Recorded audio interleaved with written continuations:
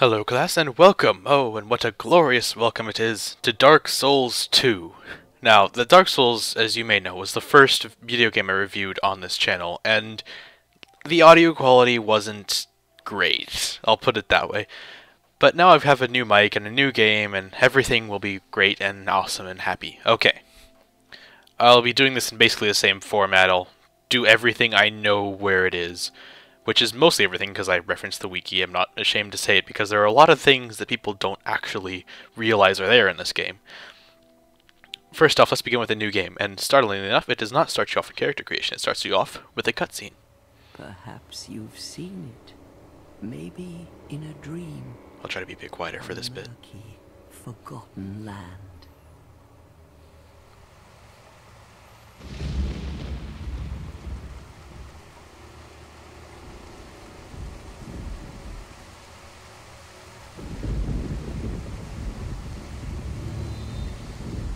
Dead. A place where souls may mend your ailing mind.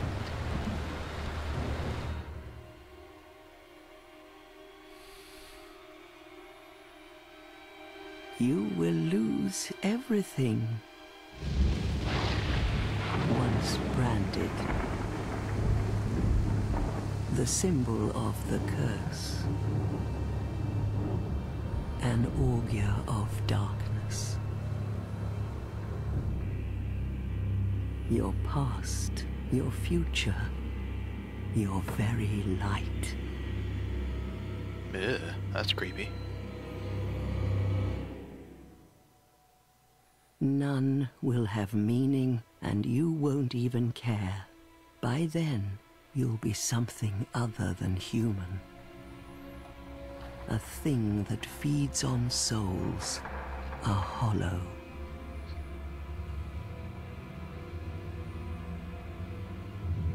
Long ago, in a walled-off land far to the north,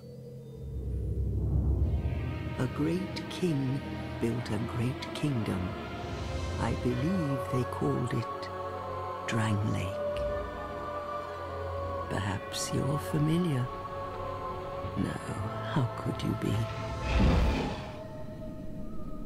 But one day, you will stand before its decrepit gate without really knowing why.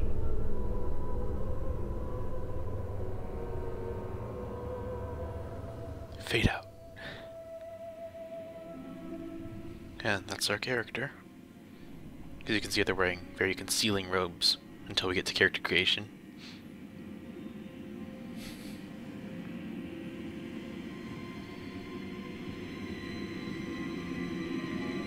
Firefly's gotta mean something, right? Especially around a dead tree and all these skulls everywhere. There's a lot of symbolism in this first cutscene. You don't really get it unless you know the story behind Dark Souls. A lot of people who've played Dark Souls 1 will recognize many of the themes from it. Like despair and death and curses and going hollow and that sort of thing.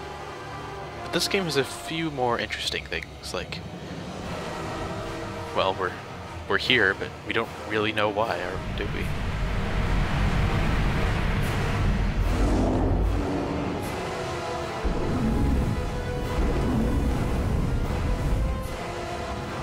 Like a moth drawn to a flame. Your wings will burn in anguish. Time after time.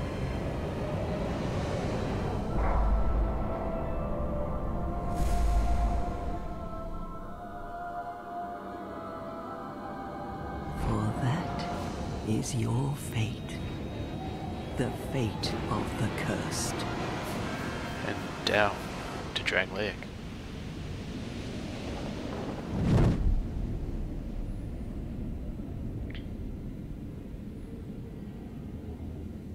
We have the dark side anyway, it doesn't really matter if we die, right? At least not this once.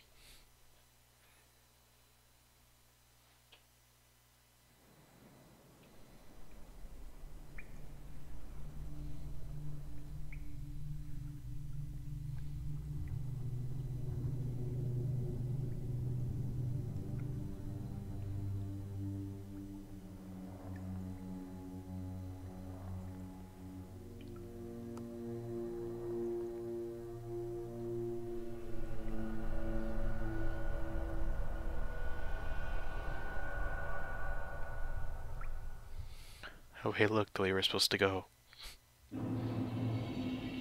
Welcome to Dark Souls 2, I mean. As you can see, there's a ghost of another player standing there already. Fairly early on into the game, I can explain about online elements. You often see ghosts or messages or summon signs and invasion signs, and get invaded by many players later in the game. This is Dark Souls' equivalent of online play. You mostly play by yourself, but there's almost always hints or clues from other players lying around. I'll explain more about these specific clues when we get there, of course. Because Dark Souls is just such a big game, I can't explain it all at once, that's for sure. So you move with the left thumbstick or WASD, and you sprint by holding down the B button or space, depending on if you're using a controller or the keyboard. I personally am using a controller. I'll explain about PC controls a bit later. The PC controls can be looked up in this PC port, which is actually a lot better than Dark Souls 2, than the original Dark Souls. The controls are a bit better, although some of them are still a bit weird. I'm taking my time exploring because there's often secrets hidden everywhere. There's these things called illusory walls, where if you just press the interact button with no prompt on a section of wall, it just closes in, lifts up, and reveals the treasure often. Which is a nice little tidbit, but they're often really hard to find. I'll point out the ones that I know. And there's little doggy thingies. That's called locking on. You tap down on the right stick, or I don't actually know the control for this in the PC, but well, I think it's middle mouse actually. You tap down on the middle mouse button or the mouse wheel, and you can lock onto an enemy, keep your sight focused, and any missile weapons you shoot will be aimed directly at them. It's a useful feature, definitely, if you're having trouble aiming. And those dog things won't actually attack you, because as you can see, our health bar is tiny, and we don't actually have any weapons, or any good armor. So we're just gonna have to go with it. And there's giant footprints. Dark Souls often has clues like this lying around. Giant footprints that warn you there's a giant monster up ahead. Or, say, like a burnt ground to reveal a dragon breathing fire. That's an ogre. We can't fight him, not yet. So we're gonna try to sneak around if we can. So if you tap the left thumbstick a little bit forward, you move slowly. Or I believe there's a button for the PC that toggles moving slowly, or I think if you hold down shift. I'm not sure about that though. You move more slowly and it's harder for enemies to detect you. So that's a neat little feature, I guess. Down there's the way we're supposed to go, but there's a treasure that I'd actually died of my first time, I believe, trying to get. Everybody remembers their first death, right? Mine was jumping from a different area to here, try and get this little small, smooth, and silky stone. Try saying that 12 times fast. Yeah, so that'll be useful later in this area, actually. So I'll show you that when we get there. These videos will be longer because I'm going to try to cover more in one episode. It's just such a good game, you can't really cut it up. More of the creepy old people, yay! What seems to be the ruckus? And it's really quiet. Oh my, your face. Lucky you have subtitles. The face of the curse. It's an undead. An undead has come to play. Sorry about the volume, I'm not sure why it's so quiet. I can barely hear it myself. Kind old dear, didn't you?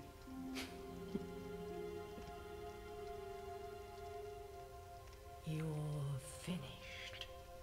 You'll go hollow. Yes, you will become one of them. Hollows prey upon men, feast upon their souls. This is the fate of the cursed.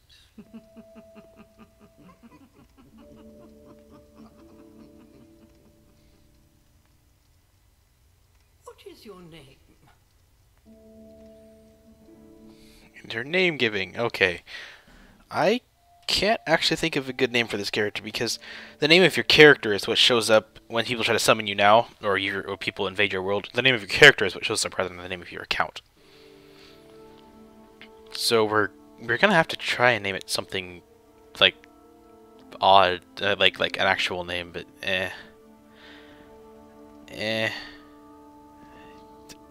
Guardian her.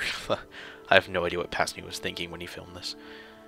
We'll just probably just name it Noob Guide again, because that was simple and it lets people know who they're dealing with. There, simple, easy. One of the few times you actually need to use the keyboard to type something in the game, even if you're using a controller, for the PC port at least. I'm sure there's like a prompt for the Xbox. At least you know your own name. Here's your reward for sharing. It's a human effigy. This game's a version of humanity. Take a closer look. Who do you think it's supposed to be? Think back, deep into your past. Yes, it's an effigy of you.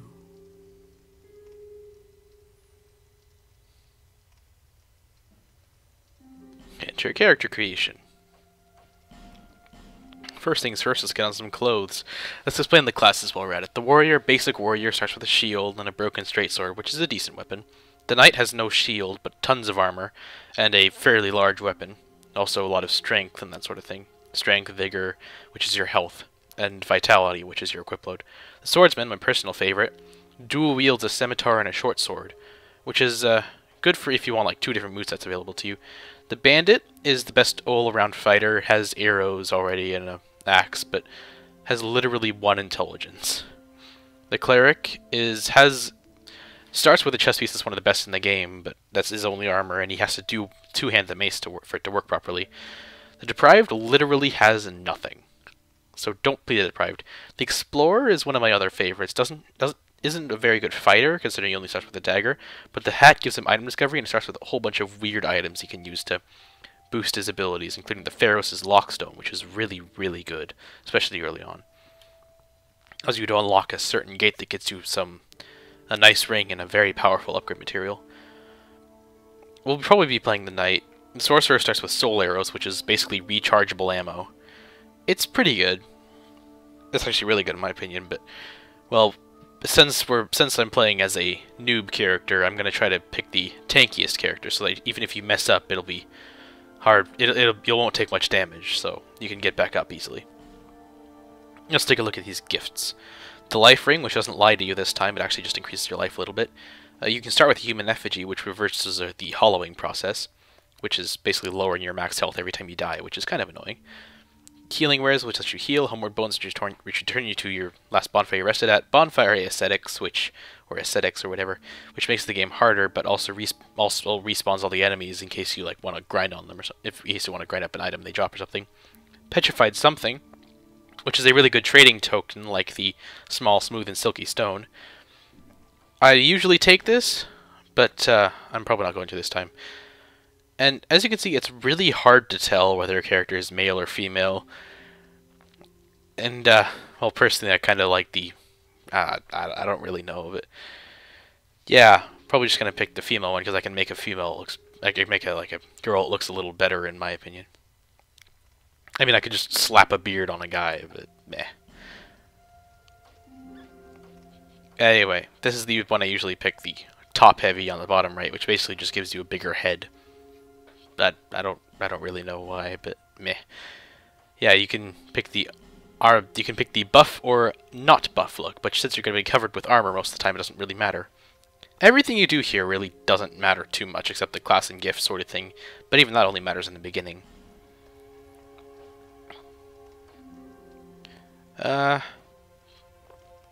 Me personally, I'm partial to ponytails. I have a sorcerer character that's finished the game and is working on the DLC right now, who had the braid, but meh. Yeah, I say meh. Meh.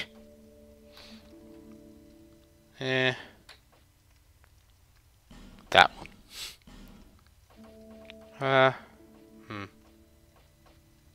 Yeah. This is basically just gonna be past me fiddling around with colors for a while. Colors and faces and stuff. It might get boring to some of you, so you might want to skip ahead, but Basically, I'm just making what my character will look like.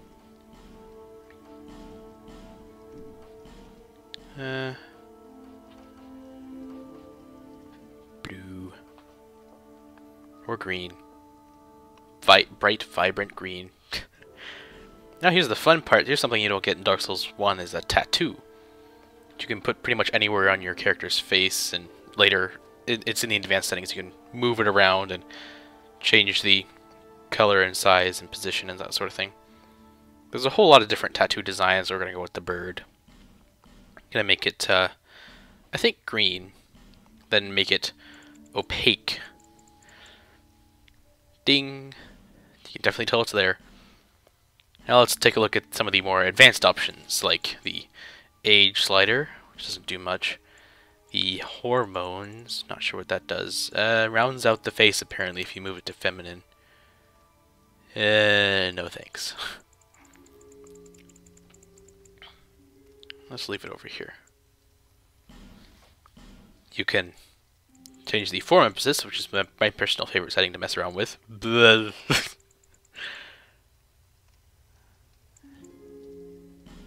Yeah. The color emphasis, which emphasizes different colored parts of the face, I guess. I'll show you. So that's kind of weird. Dark Souls has a few too many character creation options, in my opinion. You can really mess with just about anything, and it can get really, really weird. Did just a couple taps and I turned pasty. Pretty sure if I moved it all the way up, I'd be like glowing. Let's see. Yeah. Okay. This is gonna take a while. I'll try to skip past the ones we've already got in the face part. A bunch of these ones are kind of odd to work with.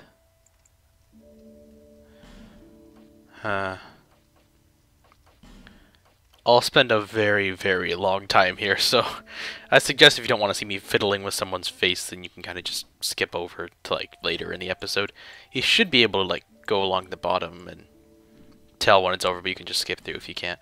I don't know what governs that on YouTube. Anyway. Glabella? What's a glabella? See, Dark Souls has these things that you don't even know what they are. Apparently that's the spot between your eyebrows or something? Why does Dark Souls have an option for that?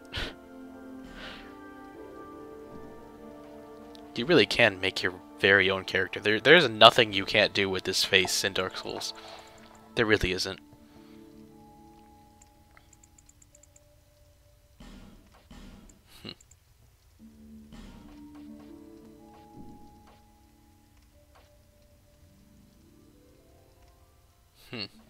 Okay. Let's move down to the tattoo and show you what I meant by position. Can move it over on the face. Now what we're gonna do is we're gonna, oh, I forgot, you have to press A to actually like okay it. If you just press like backspace or something, it just deletes your changes. Put it directly on the nose, make it a little bigger. Maybe a little smaller. Not that small. Oh, that's good. It covers the nose, yeah. Oh. Yeah. It looks a little weird from the side, but from the front it's like a war mark or something. I don't really know.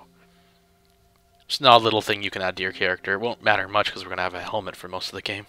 You can also rotate it if you want, but I didn't do that. Forgot to show you the mouth section and the nose. I mean, I'm spending way too much time here, but would you like to be cheery or glum?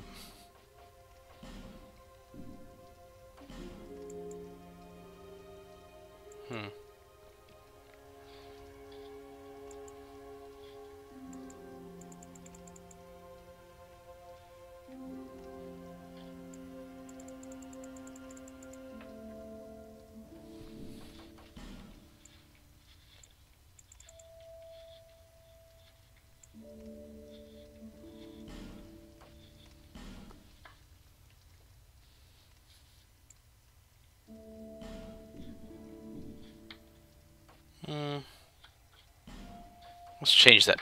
No. That looks pretty good to me, but that petrified something, it can give you a good thing, or it can be completely useless. Like, it could give you a dex weapon for your strength character or something. A really good dex weapon, but still a dex weapon. There's like two different kinds of weapons. There's the quick ones and the slow ones. The dexterity weight-based weapons and the strength-based weapons.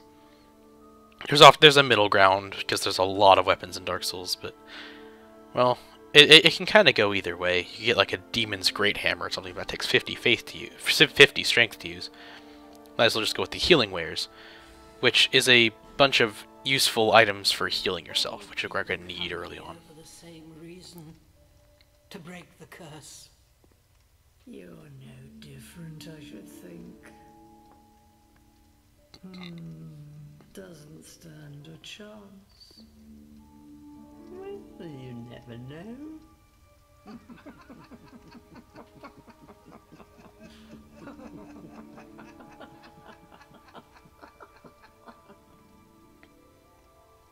Go through the door and trot along to the kingdom. But remember, hold on to your souls. They're all that keep you from going hollow. Oh, I'll fool you no longer. You lose your souls. All of them. Over and over again.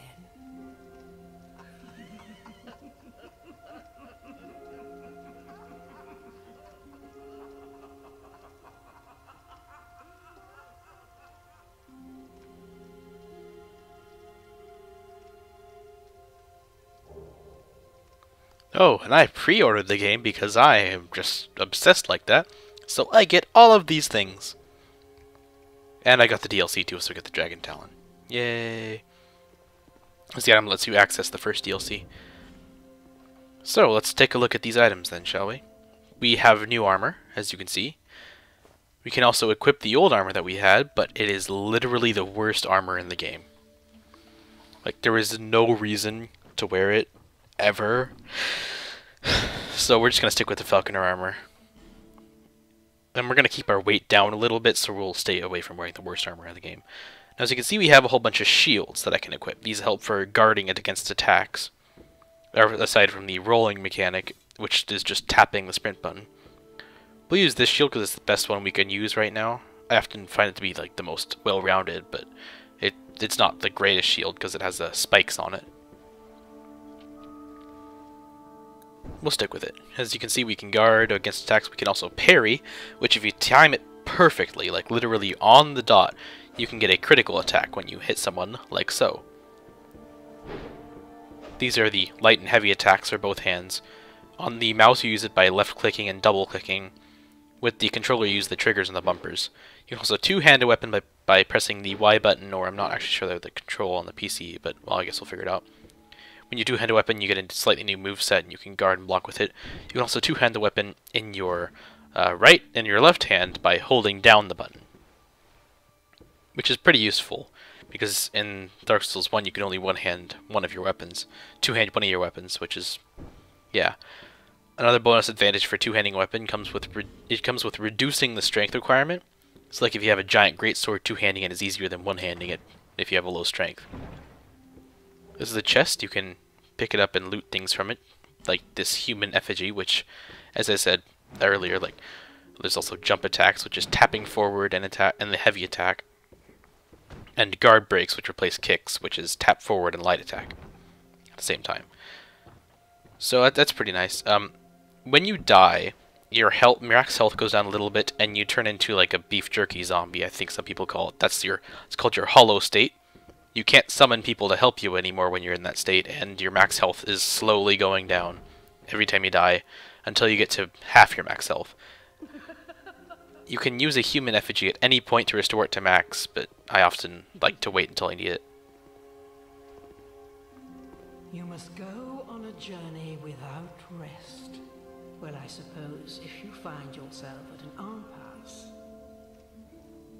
But if your will is yet unbroken, then you may return here to start again with a clean slate.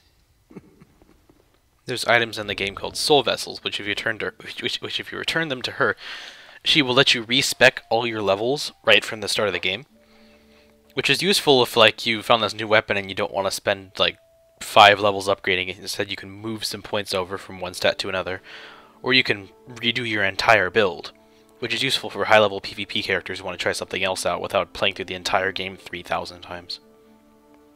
Let's compare stats now. As you can see, this shield, all the stats in red are worse, all the stats in blue are better. This shield has worse resistances for almost every damage in the game, but it does have a higher stability, which is that stat right there, which determines how much stamina goes down when you get hit when you have your shield up. Your stamina bar governs basically how well you can do things. When you attack it goes down, when you block it goes down, when you roll it goes down, and it regenerates very quickly on its own, but it's basically just an action limit. It works very well to prevent spammers and that sort of thing. Let's compare weapons now. The stats on the right are for shields, the stats on the left are more for weapons. As you can see, the yellow quartz longsword does a bit less damage, but it has more counter strength.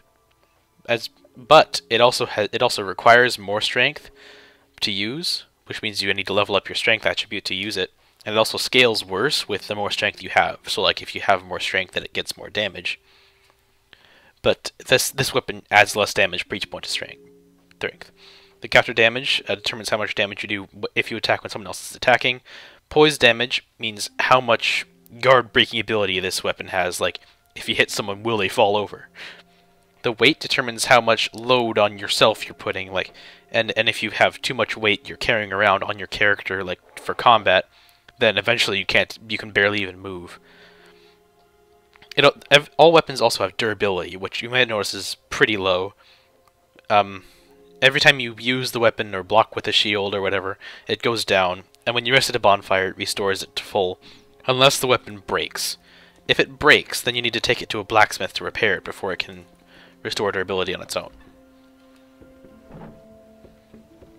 So let's go try out these new combat stuff I was talking about by going to the ogre, remember earlier, and trying to fight him. So you may be saying, oh, that's a really challenging foe, I'm not sure I can take that right yet. That's okay, you don't have to. You can come back to this area later. That's one of the best things about Dark Souls, you can come back later when you're more fully leveled. But I'm gonna attempt it just so I can get a really nice early game item. So I have to roll away from attacks by pressing the B button, or you could also block them. But this guy has very large attacks, which you might not be able to block fully. Now, simply moving is sufficient to avoid many attacks, but sometimes when an attack is just coming straight for you, you need to roll out of the way. Rolling gives you a few invulnerability frames where for a certain period of time you're invincible to damage. But it doesn't work with every single attack in the game, and you have to be careful. Like if someone swings a giant hammer at you, don't roll backwards. You have to roll to the side. So because otherwise you'd get hit.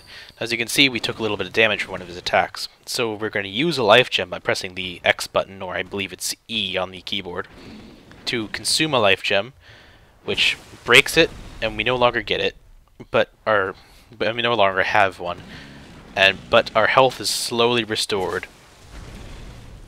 Because we picked the healing wares thing, we have a lot of life gems, and also a few more higher tier life gems, which restore your health longer and quicker. Every health restore effect ends when your health gets to its cap. But like, say if you take damage while a life gem is currently healing you, it'll continue to heal you until the life gem's allotted health restore effect stops working. As you can see, he dropped an item, which happens with some enemies, but it's a 100% guaranteed for this guy. And we also got some souls on the bottom right, which is the currency and also experience for this game. However, if you die, you will lose all of them, and you have to get to your death point if you want to get them back.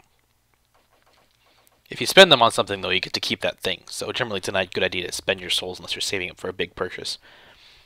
This is a ring that increases our poise damage, which basically means we can stun enemies better. As you may have noticed, rings also have durability and weight in this game. which is pretty good. Which is not good at all, I mean. But there's also 4 ring slots, which means we can equip a lot more things.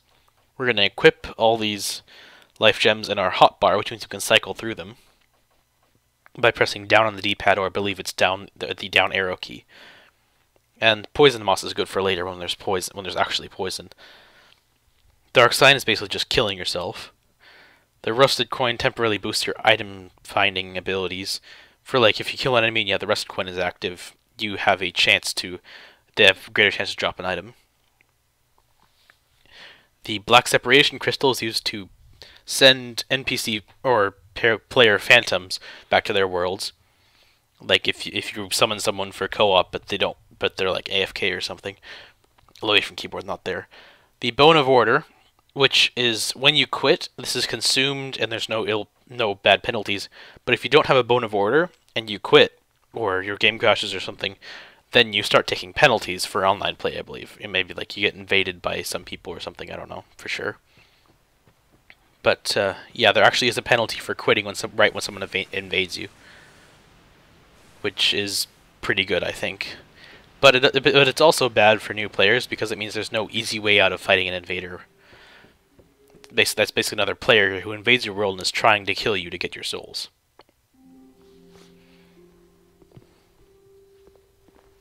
This is a limbo, a link between Drangleic and the outer world. Fair traveller, I know that you must have a story. Why else would you visit such a place? This lost, decayed kingdom. My name is Millibeth. The old women were once fire keepers. I am here to look after them. Fire keepers kept bonfires lit in the previous game. I'll explain about bonfires in a bit. And her mother before her, and so on. The old women were keepers of the fire. But now, the fire shows signs of fading. And the kingdom is beset by hollows. The old women are sisters. I am told there was a 4th. Long ago, fire keepers were commonplace. But now they are lost, scattered to the winds. The old women are sisters. Oh, we already saw that. I'll skip through the dialogue by pressing the A button or Enter on the PC, which is a little weird. They don't have any dialogue anymore.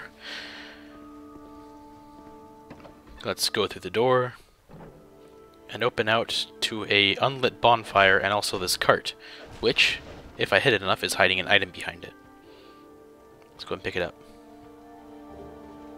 The soul of a soul of lost undead and a torch. The soul of lost undead is used. You can consume it and gives you a small boost in souls. It's usually unwise to save these until you're willing to spend them. And you also have a torch, which is useful for lighting up the area around you.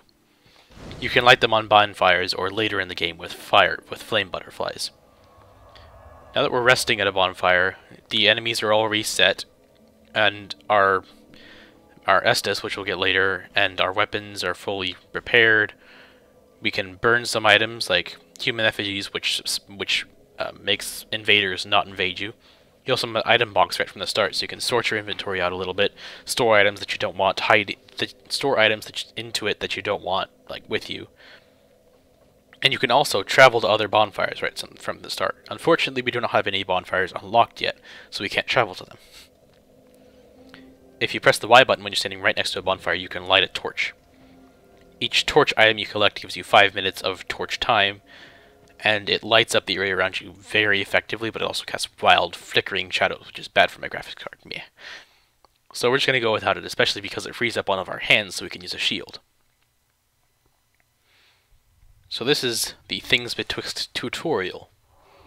There's 3 mist gates and a big intertwining area between them, and they all have these little marker things that tell you the controls. They might have PC prompts if you don't have a controller plugged in, but I could be wrong. I already explained all these to you a bit earlier, so we don't really need to worry about it. As you can see, our shield is taking... Our shield is removing the damage from us only a little bit, because our shield is removing most of the damage from us, but not entirely because we don't have full physical resistance. And our stamina was going down a little bit because because the shield has high stability. That was a backstab I just did. If you stand behind someone and tap the light attack button, you can do a backstab, which is pretty good because it does a lot of damage right away, and it also stuns the enemy. But you're not entirely invincible in this animation, so you gotta be careful when you use it. So, yeah, backstabs. How they work is you stand behind someone and you press the light attack button, and you get a, and then you start doing like a stab or something, like a quick stab. If you hit someone with this ability, even if they turn right around, if you hit them in the front, you still get a backstab. That was called a parry. I was trying to do it for a while. It does more damage than a backstab, but it's much more harder to pull off. You need a shield or a bare hand or a weapon that can parry in your offhand, and they get knocked on the ground, and then while they're on the ground, if you attack them, then you get a parry. It doesn't work right away like in the previous game. Backstabs are much easier to pull off in my opinion, especially because they don't have a parrying shield. There's 3 types of shields in the game. There's medium shields, small shields, and great shields. We'll be using great shields for most of the game. They can't parry, but they have a bash attack, which is very good for stunning. Medium shields can parry, but they usually have better resistances and stability and less parry ability than small shields. Small shields aren't very good in the shield respect, but they're very good for parrying attacks. So this is where it teaches you about backstabs normally. They call it a critical hit, but it's really a backstab. So let's walk up this way. See these little braziers there? You might have seen them lying around. You can light them with a torch, and it provides a permanent place to light a torch and also light. A dagger, a quicker, more agile weapon that also has very low stat requirements. It scales better with dex as well. And it has a very quick moveset. Stab, stab, stab. And you can also use it for quite a bit longer because it doesn't take as much stamina when you use it. However, it just doesn't do enough damage. I mean, look at how much more damage that one does. It's like more than twice. So we'll stick with it, especially because it has a lot better like strength moveset and that sort of thing. I may have already explained rolling before. You move and you tap B and then you can roll. If you're not moving and you tap B, then you do a backstep, which you can do a running attack out of. Like when you're sprinting and you attack, and you do a running attack, or if you backstep and then you attack immediately, you do a running attack. I almost forgot to explain how to switch weapons. On the D-pad, you can switch your weapons with left or right, and your items with down, and your spells with up, but we don't have any spells yet, so we don't worry about that. On the keyboard, it's with the arrow keys. The running attacks are usually quicker and meant to close with an opponent quickly. Now there's 3 slots for equipped weapons now, so there's basically just a lot more slots for everything. It's like 12 slots for items, and maybe it's 10. You get 3 slots for weapons in each hand, so you have a lot more versatility with every character.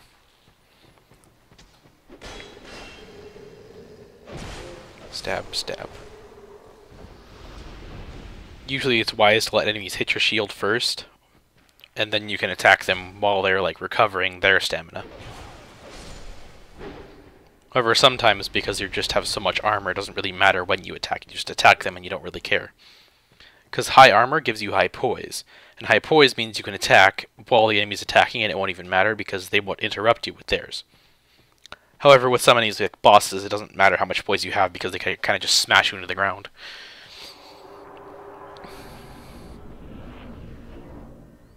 You can move the camera with the right stick or the mouse if you're on a keyboard. We're going to go ahead and kick this ladder down. And over here is the nest. That dialogue was, you give us smooth, yes yeah, give us silky. So that's a hint to put smooth and silky stones into that nest. There's no button prompt or anything for it, but I'll show you how you're supposed to do it. You go to your inventory. You select your small smooth and silky stone or petrified something if you have that.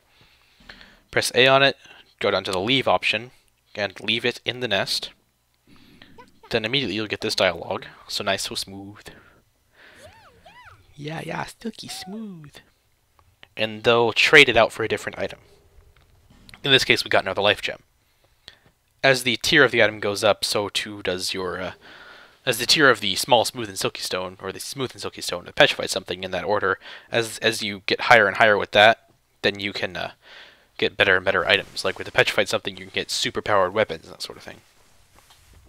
Since we kicked that ladder down, we can now access it whenever we want, just by going to the Firekeeper's dwelling bonfire and running through to the ladder. It's a lot more accessible than the previous trading station, and it's also a lot more straightforward because there's only 4 items you can trade, including prism stones, which are actually kind of rare, and they don't give you anything valuable at all. As you can see, this enemy is actually armored and also has a weapon, but it doesn't really matter because we're way better armored and we have a way better weapon. This won't be the case for most of the game, trust me. We'll definitely be encountering enemies later who are much better armored and have much better weapons than we do, and we're going to have to try to beat them somehow. Let's explore over here first. Ah yes, dashing. So in the previous game you had to dash and then let go of the dash button and then press the dash button again. In this game you simply tap down the movement stick. I believe you can rebind it to like a 3rd button, which means you have to press 3 buttons at a time on the keyboard, which is a little better setup than Dark Souls 1. You can switch it to the Dark Souls 1 controls in the options if you so choose. Now those amber herbs we got are used for restoring spells. You can consume one and it restores your spell uses a little bit, which is pretty nice because there was no way to do that in Dark Souls 1. However, there's no infinite supply of them until you finish the game pretty much, so there's your parry tutorial. Plunging attacks, which is basically where you're falling and you tap the light attack button, you'll do a plunging attack, which is kind of hard to aim properly unless it's a giant enemy you're falling on top of. If you jumped on here, it's actually a different area than when we came out. I forgot to hit the plunging attack button, otherwise that would have been perfect. This is actually a different area than the area we came up from. As you can see, there's a door here.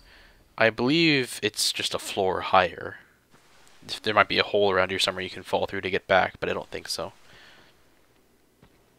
That's how you do jumping attacks, like I already explained. Which is the most powerful attack any weapon can do, and it also has a very large range. But it takes a lot of stamina, and it's kind of hard to pull off sometimes. The cracked red eye orb is the item that allows you to invade other people's worlds. It doesn't matter what covenant you're in, you can use this item. There is no, as far as I know, there is no infinite use invade items, so you have to get in a covenant that allows you to buy them if you want an infinite source. And even then you have to fork out some souls for it. So high-level PvPing isn't as easy to pull off now. Theoretically, at least, people just find ways to get tons of souls and then just use that. Let's see, am I going the right way? No, I'm not. And this is the final tutorial zone, and then we'll head over to Drang Lake, actually. We're almost there. Don't worry. Search your surroundings, young one. There's often things like this that they're often obvious, like a standing up tree that's a much different color than the background. You can kick over.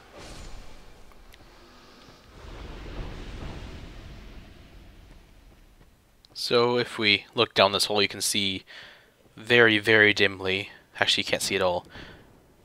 But there's a little ring, a raised ring with archers on it that you can't get at, and there's also a basic hollow on the bottom. This is probably the hardest fight you're gonna have yet because, well, there's archers and a dagger wielding hollow in it.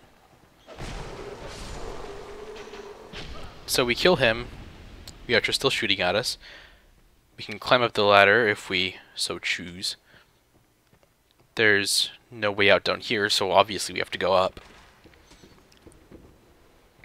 It's always good to explore everywhere before you go anywhere. There's the way out, that fog gate there. And here's a little ring around that you can jump on if you're really, really, really good at it, or really, really lucky.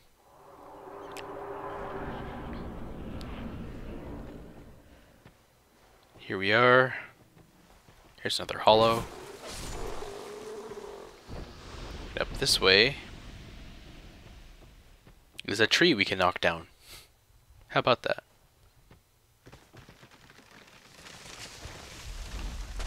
Now back there is a special little coffin guarded by an ogre and another ogre that you can't see. We can't quite fight there yet, but it'll be interesting to show you just what the coffin does once we actually can. Of course, we're going to need a lot better weapons, like a great sword and a great shield and super heavy armor and that sort of thing, but, well, for this build at least. And that, my friends, was Things Betwixt. We have about 3 minutes left of me running through here. Look at all these messages left by players. It's available from the start menu by now, or the escape menu if you're on PC. And they're a little bit more fleshed out. You can build like 2-sentence messages, or 2-phrase messages, like the enemy ahead, try greatsword or something. You couldn't do that in the previous game. You could just say enemy ahead, because there's only one phrase available. Now there's a whole lot of different gestures available, pressing the back button. That is the war cry gesture, which is praise the sun, but less awesome. As you can probably guess, we can get the actual praise the sun gesture later in the game, which is the most awesome thing you can ever get. Anyway, down this way, I believe there's an item over here. Yeah, there is. Sorry about the frame rate, it's kind of terrible, but yeah. A divine blessing, which fully restores your health and cures all status problems like poison or bleeding or anything like that. Yeah, the frame rate here is kind of terrible because I'm filming and running Dark Souls 2 on a fairly low-end computer. I wouldn't say too low-end, but it's definitely not total biscuits, that's for sure. You get a Morning Star and a Cleric's Sacred Chime. The Morning Star is the Cleric's Sacred Chime is a catalyst for miracles. There's 4 kinds of spells in the game: miracles, hexes, sorceries, and pyromancies. Hexes use the miracle and sorcery catalysts, but everything else has their own special brand of catalyst. The Morning Star is a club which causes bleeding. It's kind of interesting, but we're probably not going to use it because causing bleeding generally lowers its effectability. And now we got something called binoculars. They weigh 3, have physically no stats, but they work as a weapon. If you do use the light attack or heavy attack, you zoom in. This is really, really useful for aiming spells, because you can't aim spells normally. So if you hold a catalyst, or sorry, a staff, or a Cleric's Sacred Chime or something in your hand, and you hold binoculars in the other, you can zoom in, put an enemy that you're aiming at directly in the middle of the screen, and then shoot at them like that. It's a little bit hard at first, but it's a lot. It really, really useful. So welcome to the Farfire in Majula. This is the first area in Drangleic. Like, actually in Drangleic.